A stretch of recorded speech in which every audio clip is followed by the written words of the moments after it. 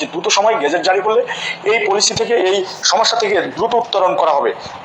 আমরা যারা সরকারি চাকরি করি, কর্মচারী, আমরা বিদেশে টাকা পাচার করার স্বপ্ন নেই, বিদেশে বাড়ি করে এই বেতন দিয়ে বাড়ি করার সম্ভাবনা। আমরা দুই মুঠো ভাত খেয়ে সন্তানদের নিয়ে ভালোভাবে বাবা নিয়ে বাঁচতে চাই। যার কারণে এই যে বলতেছে যে এই মূল্যস্ফীতি বেড়ে যাবে, এই টাকা তো আমি এই বাজারে আমাকে সরকার যে টাকা দিবে, এই টাকা তো আমি এই বাজারেই খরচ করব। তাহলে তো এই টাকা মানে সরকারের কাছে এটা যাবে, বা হলো এই টাকা বাংলাদেশেই থাকবে, আমরা তো আর বিদেশ নিয়ে যাব না। তো যার কারণে মূল্যস্ফীতির দোহাই যারা দেন যে অনেক মূল্যস্ফীতি বাড়বে, এই বাড়বে সেই বাড়বে, 11টি বছর আমাদের বেতন বাড়েনি, সেক্ষেত্রে কি আপনার মূল্যস্ফীতি কি আপনার কমেছে বাড়াবাদে? তো যারা এইসব কথা বলেন, আজকে বাংলা ভিশনে যারা এই আমাদের পে স্কেল নিয়ে উল্টাপাল্টা কথা বলেছেন, আজকের এই লাইভ থেকে তাদেরকে ধিক্কার জানাই, তাদের বয়কট করুন, তাদের প্রতিবাদ করুন যে কেন তারা এইসব কথা বলবেন। কর্মচারীদের যখনই বারবার পে স্কেল নিয়ে কথা হয়েছে, এক শ্রেণী সবসময় বাধাগ্রস্ত করেছে। তো এখন যে বিষয়, আমরা গ্যাজেটের বিষয়ে আমরা বলতে চাই যে সরকারি গ্যাজেট মানে কেউ যেন নিজের মতো করে যে তারিখ ঘোষণা না করেন।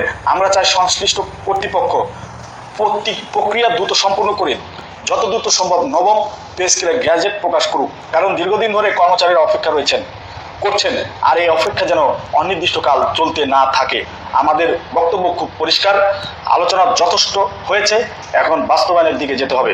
পে স্কেলে কাটছাঁট নয়, এখন গুরুত্বপূর্ণ বিষয় হলো পে স্কেলের পে কমিশন যে সুপারিশ করেছেন, সেই সুপারিশ কাটছাঁট করার জন্য খুব উঠে পড়ে লেগেছেন।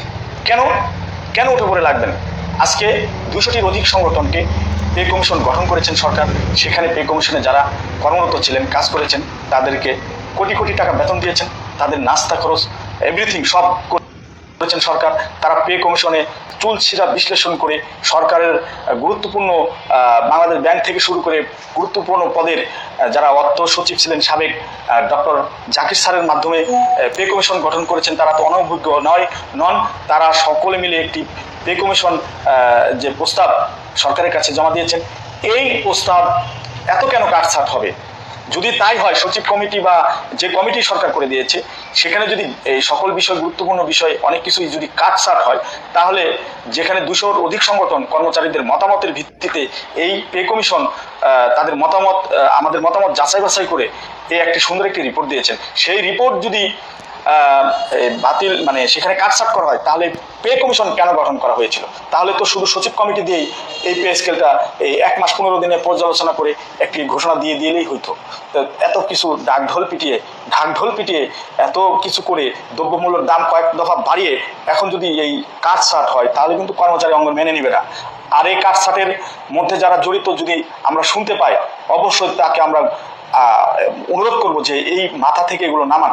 সরকারি কর্মচারীরা আপনার পরিবারের একটি অংশ, তাদেরকে বারবার কেন বৈষম্যের দিকে ঠেলে দেন?